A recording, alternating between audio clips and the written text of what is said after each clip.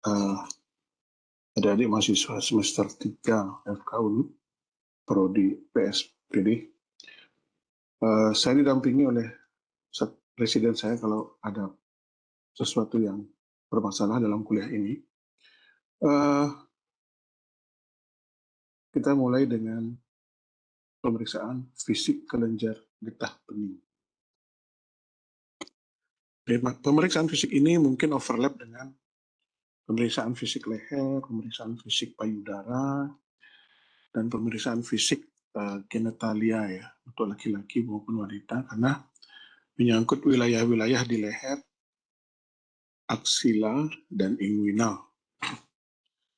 Jadi ini adalah suatu yang harus Anda kuasai, dan kenapa pemeriksaan kelenjar getah bening ini menjadi penting, karena diagnosis limfadenopati itu sering ya, sering sekali kita dapatkan dalam praktek klinik sehari-hari.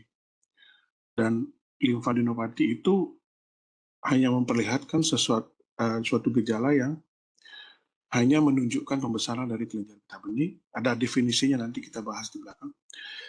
Dan limfadenopati ini biasanya yang paling sering adalah penyebabnya inflamasi, dan yang kedua adalah neoplastik.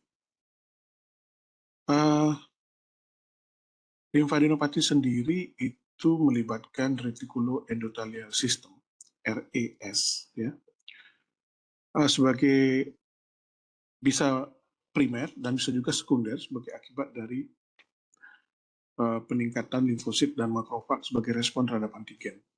Kenapa saya sebut sekunder? Karena prosesnya sendiri pertama kali terjadi di luar kelenjar getah bening, ya. Antibodi kita atau sel darah putih kita menghadapi suatu antigen dari luar, virus, bakteri, maupun neoplasma. Yang primer adalah bila proses itu primer terjadi di dalam kelenjar getah bening itu.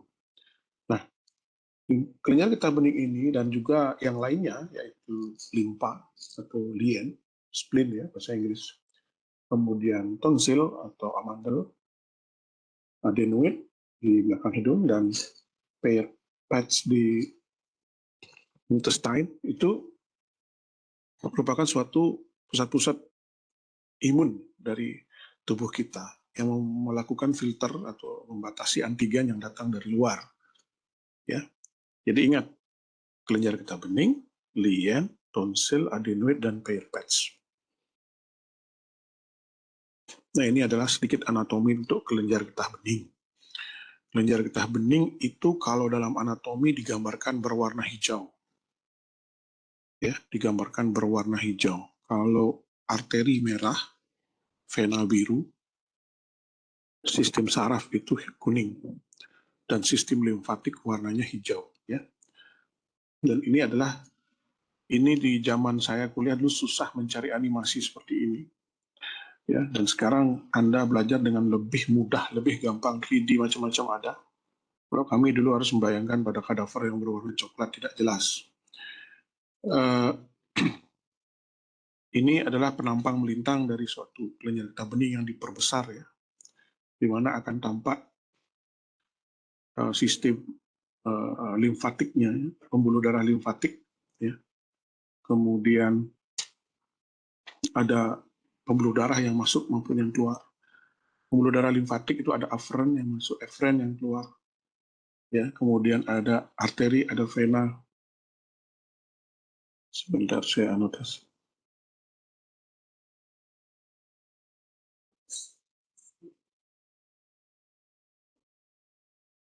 Oke.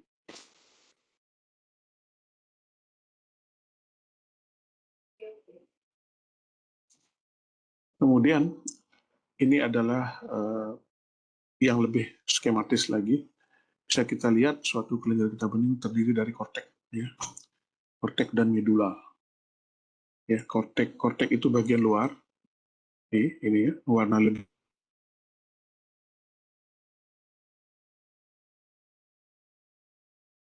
Kemudian medula yang di bagian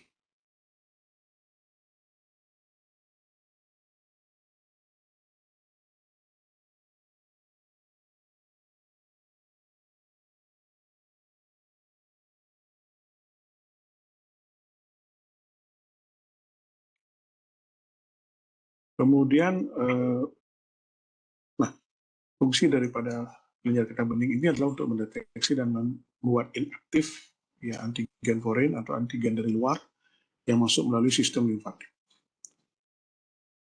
Ya, ini biasanya ada dari lingkungan yang misalnya di kulit, kemudian traktus, tempat-tempat masuknya ya, traktus respiratorius, kita menghirup udara, traktus gastrointestinal, kita makan minum, dan dari kulit. Ya. Nah, Pimpton ini ada kapselnya, dan di dalamnya itu terbagi menjadi ada sel B subkompartemen dan sel T subkompartemen. Ya,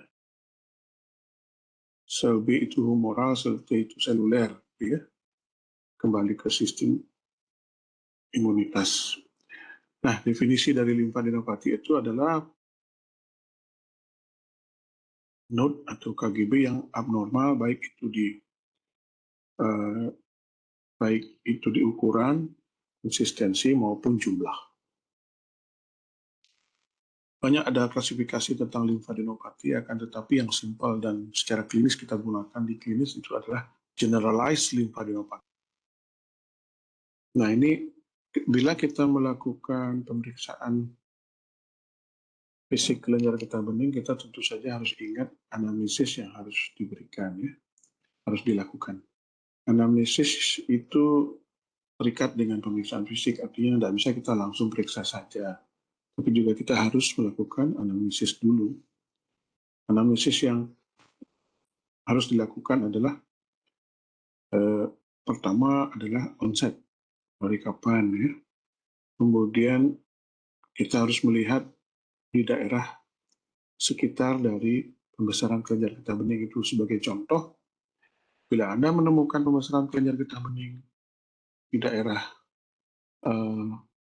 leher, misalnya di bawah dagu, itu maka Anda harus melihat area sekitarnya. Dalam hal ini misalnya kondisi gigi-gigi dan kondisi rongga mulut. Karena area tersebut terrefleksi di daerah itu. Nanti kita akan jelaskan di belakang. Kemudian kita harus lihat juga yang namanya systemic sign atau local sign.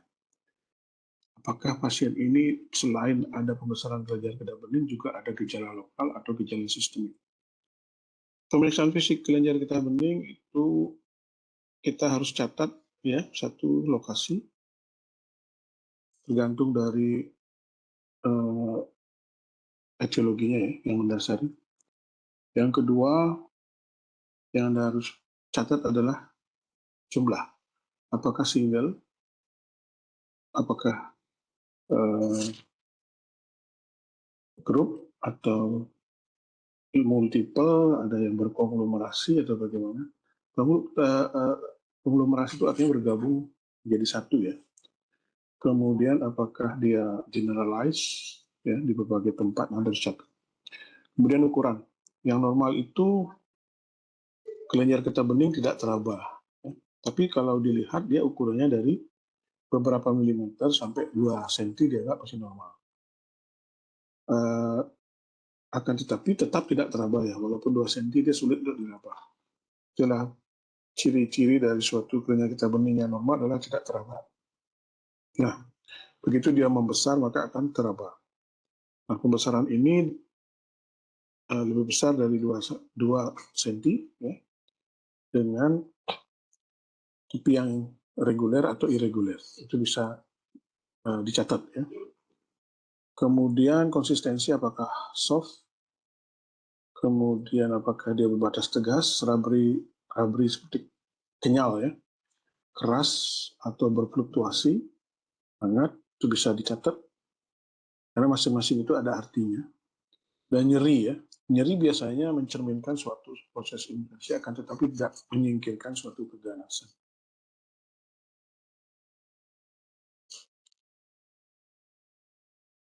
Nah, ini adalah struktur kelenjar getah bening yang bisa diperiksa di badan kita. Yang pertama adalah di cervical, ya, yang paling banyak. Cervical itu nanti Di belakang ada slide lagi yang lebih memperjelas areanya. Kemudian di cervical, kemudian di mediastinum. Nah, mediastinum ini nggak teraba ya, karena di balik dinding dada, posterior dinding dada. Kemudian ada aksila, ini yang akan menjadi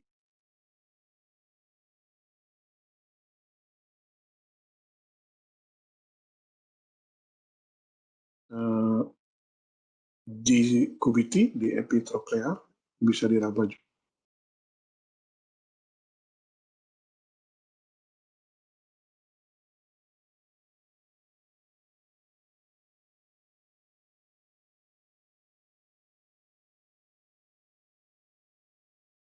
Tidak teraba juga biasanya.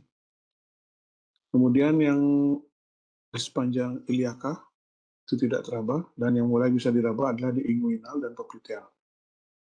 Ini adalah tempat-tempat di mana kelenjar getah bening umumnya bisa diraba dan tidak bisa diraba ya. Yang tidak bisa diraba biasanya di balik rongga dada, di intraabdominal. Ini overview dari pembesaran kelenjar getah bening di daerah leher. Ya. Ini adalah area-area yang bisa dipakai sebagai acuan ya. Mana yang submental itu di bawah dagu ya. Itu submental, kemudian submandible yang B, kemudian preauricle ya, di depan telinga, yang post-auricle atau retroauricular di belakang telinga. Yang E adalah suboccipital. Kemudian yang F itu adalah sepanjang vena jugular, kita sebut sebagai jugular groove. Yang G adalah posterior cervical, berada pada trigonum coli posterior. Kalau Anda ngerti dengan pembagian trigonum coli posterior, dan kemudian ada supraclavicular H di atas clavicle bone. Kemudian ada yang I di sampingnya trakea, kita sebut dengan paratracheal group. Ya. Dan ini mencerminkan apa yang terjadi biasanya. Yang tersering, misalnya contoh, Anda menemukan pasien dengan pembesaran kelenjar getah bening suboccipital di E itu, maka kemungkinan yang tersering adalah proses infeksi di sekitarnya, di scalp. Bisa toxoplasmosis, rubella, maupun atau yang lainnya adalah limfoma. Itu kemungkinan ya.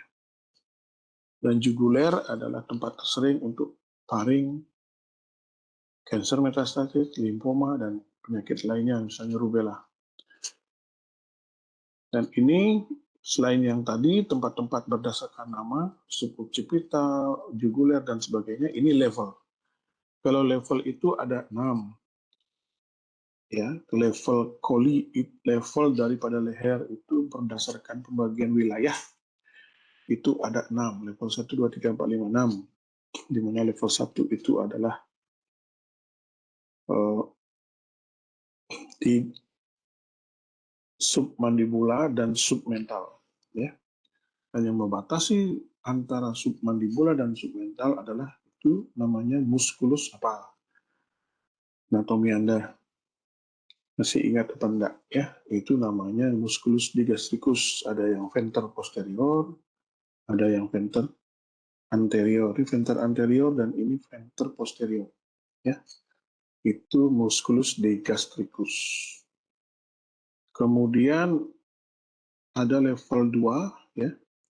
Level 2 itu di sepanjang vena jugular bagian atas, upper jugular. Level 2 itu upper jugular.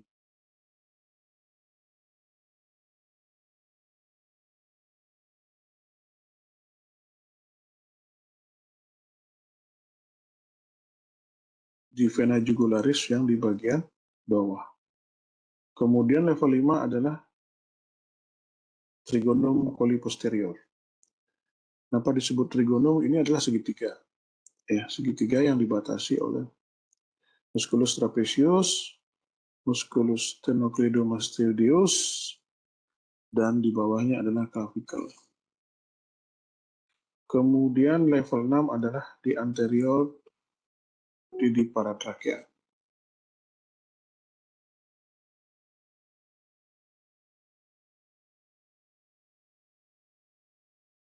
Nah, ini adalah algoritma dari limfadenopati. Ya, dilakukan anamnesis dan pemeriksaan fisik. Bila langsung diketahui penyebabnya, contohnya ini ya, abses gitu misalnya, langsung dilakukan terapi. Limfadenitis abses langsung dilakukan terapi. Masih perlu tes, maka dilakukan tes-tes sampai confirm dan terapi. Nah, kesemua ini bahkan memerlukan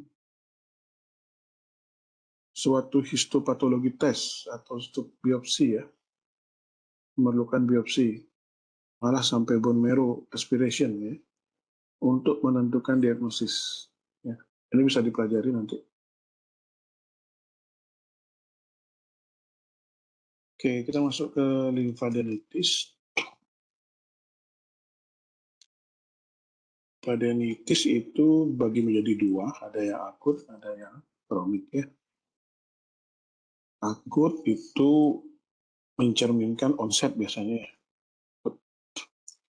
Ini adalah gambar contoh suatu limfadenitis ya. Jadi kalau kita yakin dan memang secara klinis ada tanda-tanda itis, maka ini ya, merah, kemudian fluktuasi, maka itu sudah bisa kita sebut sebagai suatu akut limfadenitis ya. Dan itu onsetnya cepat, kurang dari 2 minggu. Kemudian nyeri, yang jelas ada nyeri ya, pembesaran dan nyeri. Dan ini banyak pada anak-anak. Ini daerah servikal ada yang paling sering. Nah ini biasanya etiologinya infeksi bakteri paling sering ya. Staphylococcus aureus maupun Streptococcus. Kemudian pada anak-anak juga sering virus influenza dan sebagainya, infeksi rongga mulut, infeksi saluran nafas atas, akhirnya kelenjar getah beningnya pun terlibat dan ada menimbulkan suatu inflamasi. Kemudian penampakan klinisnya itu nyeri, pembesaran dari kelenjar getah bening, sampai dengan gejala sistemik berupa demam maupun malaise. Ya. Dan ini bisa cukup diagnosis dengan klinis. Ya, kemudian laboratori ini untuk melihat adanya leukositosis atau peningkatan dari laju endap darah untuk mengkonfirmasi dia bakteri atau virus. Prognosisnya baik dengan melakukan terapi pada penyakit yang mendasari dan secara klinis itu pembesaran kelenjar getah bening dan kadang-kadang dengan pernanahan ya sampai terbentuk nanah. Ya. Dan kalau sudah ada nanah maka terapinya menjadi drainase nanah ya. Dan ini adalah penyebabnya ya, atau diferensial diagnosisnya ya. Bisa karena bakteri, bisa karena penyakit LGV, bisa karena autoimun, bisa karena yang lain-lain. Kemudian yang kronik, yang paling sering adalah TBC, dan negara kita masih banyak ada TBC. Dan TBC-nya bandel ya, multi-drug resistant TBC di Indonesia ini. Onsetnya lebih dari 6 minggu. Kemudian penampakan klinisnya adalah suatu pembesaran kelenjar getah bening yang soliter, kemudian menyendiri dengan area di leher, ya. Biasanya di upper jugular atau jugulodigastric, ya. Dan bagaimana dia menjadi seperti itu biasanya dimulai dari paru, di mana teman TBC itu memperbanyak diri, yang kita sebut dengan fokus gone, kemudian terdrainase ke hilus, dan kemudian Penyebabnya Mycobacterium tuberculosis atau Mycobacterium bovis. Ini kelenjar getah bening yang besar ini biasanya tidak terlalu nyeri, tetapi banyak ada gejala, umumnya ada gejala sistemik, yaitu demam, kemudian penurunan berat badan, kemudian fatigue, dan sering sekali mix dengan TBC paru. Diagnosisnya dengan FNAB dan pengecatan Ziehl-Neelsen, maka akan dampak kuman yang dimaksud dalam hal ini adalah BTA, ya, basil tahan asam, ya. Tampak basic BTA-nya, dan itu hanya dicat dan pengecatan khusus baru kelihatan, yaitu pengecatan Ziehl-Neelsen, ZN. Ya. Pengecatan yang biasa namanya HE, hematoxylin eosin. Bisa Anda bayangkan tindakan ini, ya, needle aspiration cytology ini. Jadi dengan mengambil sampel sel di kelenjar getah bening yang terlibat menggunakan jarum halus, kemudian sel itu disemprotkan di atas objek gelas, kemudian dilakukan pengecatan atau pewarnaan dengan Ziehl-Neelsen, maka basil tahan asamnya akan kelihatan. Terlihat kuman BTA-nya. Ya. Kemudian dari laboratorium bisa dilakukan tuberculosis test, PCR, ya, khusus. Treatment, TBC treatment, ini biasa. Jadi nanti Anda dapat kuliah lain untuk TBC treatment, ya. PD-nya limfadenopati yang disebabkan oleh akibat lain. Kemudian yang kronik biasanya yang sering adalah toxoplasma. Toxoplasma di sini. Itu penyebabnya adalah Toxoplasma gondii atau parasit di sini, ya. Penyebab yang sering menyebabkan terjadinya keguguran apabila diderita selama hamil. Dan ini tempatnya di head and neck, ya. Jadi di leher itu paling sering terkena. Supraclavicular, inguinal, mediastinal, axilla, dan mammary lymph node mungkin saja bisa ikut terkena. Penyebabnya Toxoplasma gondii. Penampakan klinisnya ada pembesaran lymph node, ya, yang general, tidak nyeri, bisa single, bisa multiple, berbatas tegas, dengan ukuran yang bervariasi, dengan low grade fever, artinya demam yang tidak terlalu tinggi, fatigue, dan adanya pembesaran kelenjar getah bening. Diagnosisnya dengan patologi, post-operatif patologi, atau bisa dengan laboratorium, IgG, IgM, serologi.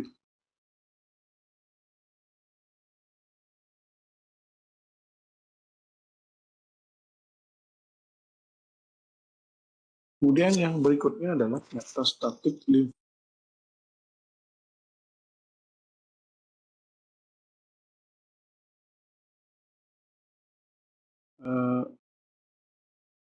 metastasis, kerja getah bening sebagai tempat metastasis. Nah,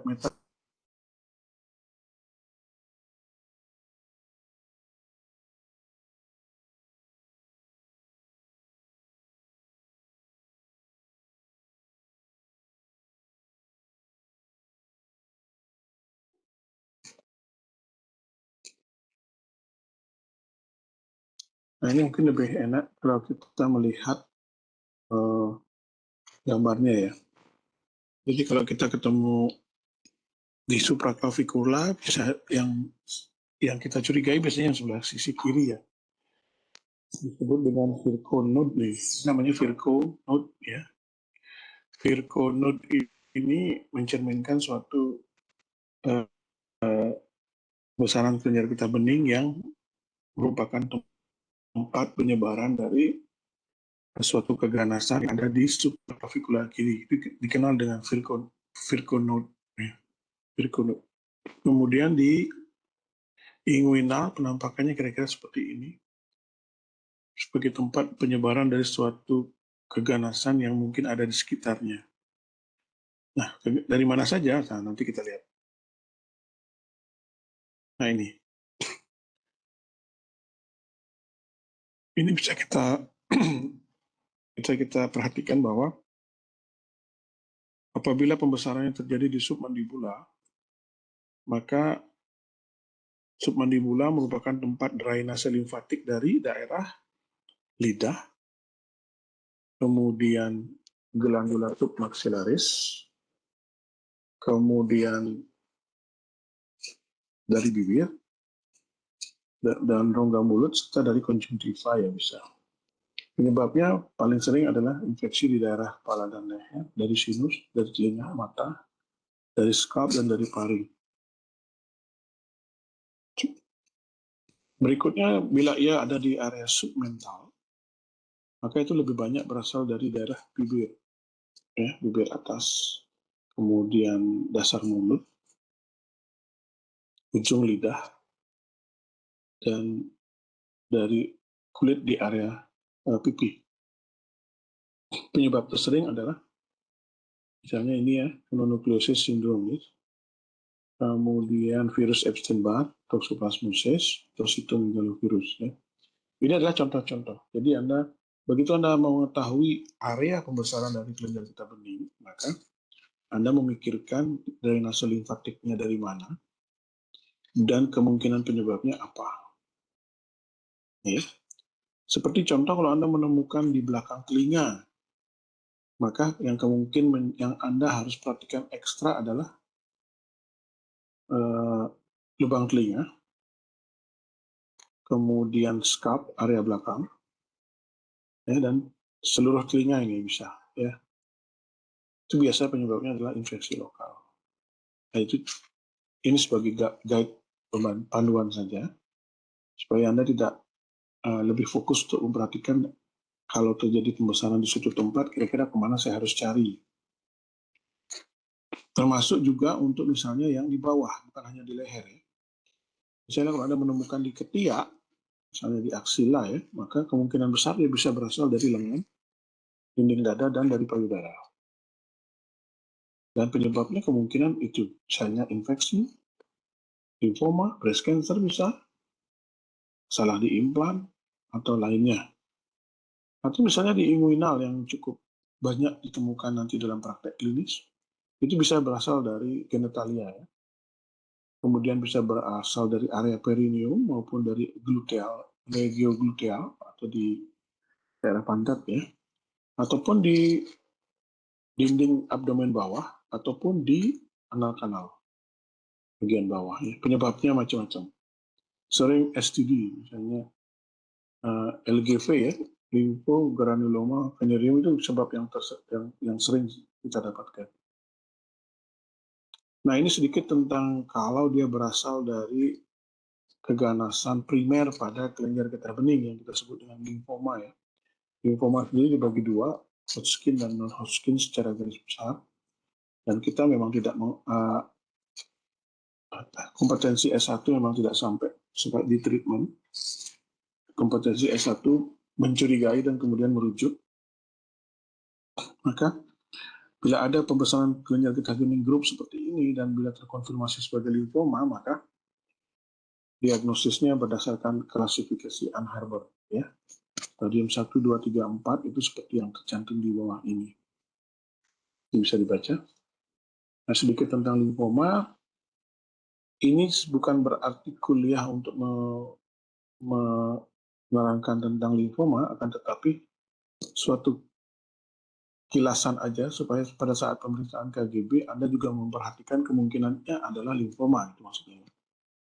Jadi kalau limfoma adalah keganasan yang memang berasal dari limfosit dan memang primer di kelenjar getah bening, ya. Artinya pembesaran kelenjar getah bening yang sebabnya primer adalah limfoma. Nah, limfoma sendiri bagi dua seperti saya katakan tadi, Hodgkin yang dicirikan dengan dari pemeriksaan adanya red Sternberg cell yang bisa dilihat dari pemeriksaan mikroskopik atau histopatologi, dan bila tidak ada red Sternberg cell itu disebut dengan non-Hodgkin. Nah, ini agresif, ya, tapi limfoma ini juga bisa indolent atau slow growing, ya. Ada yang cepat, ada yang agresif, ada yang slow growing. Nah, sering timbul adalah systemic B symptom. Disebut dengan B symptom dari limfoma apa saja?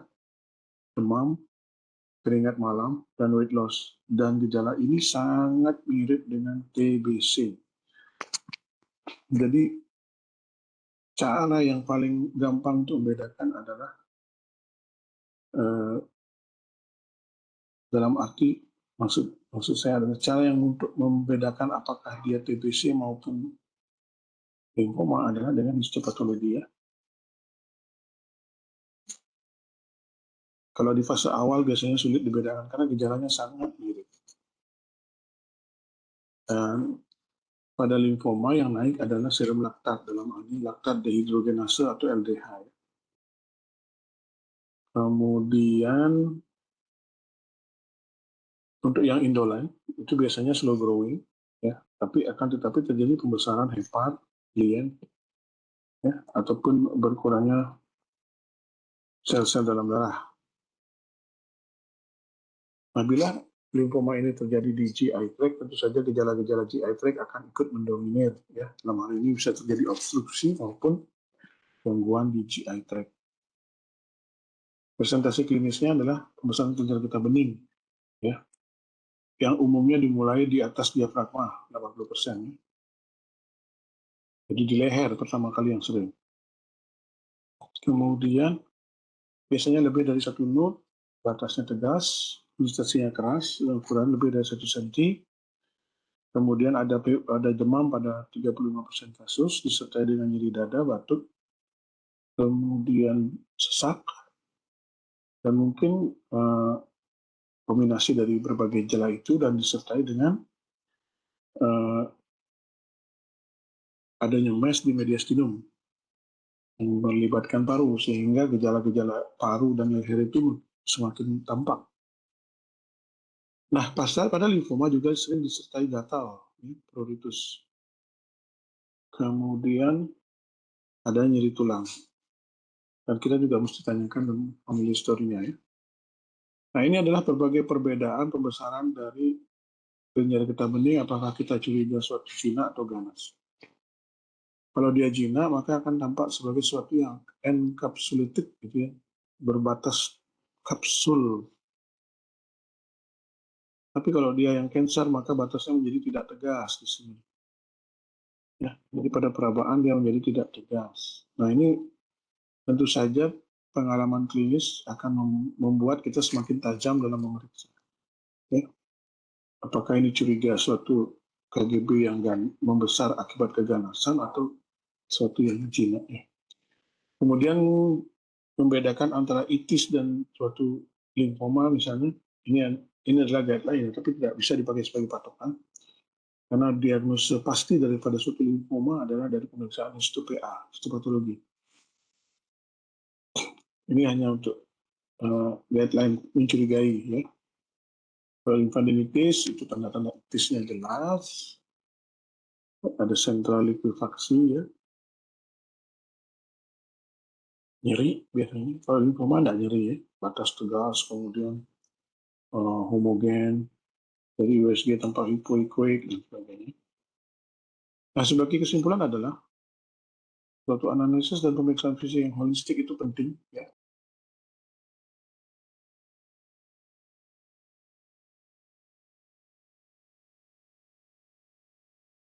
Oke, pertemuan ini saya akhiri dengan terima kasih atas perhatiannya. Selamat pagi dan selamat melanjutkan kuliah lagi.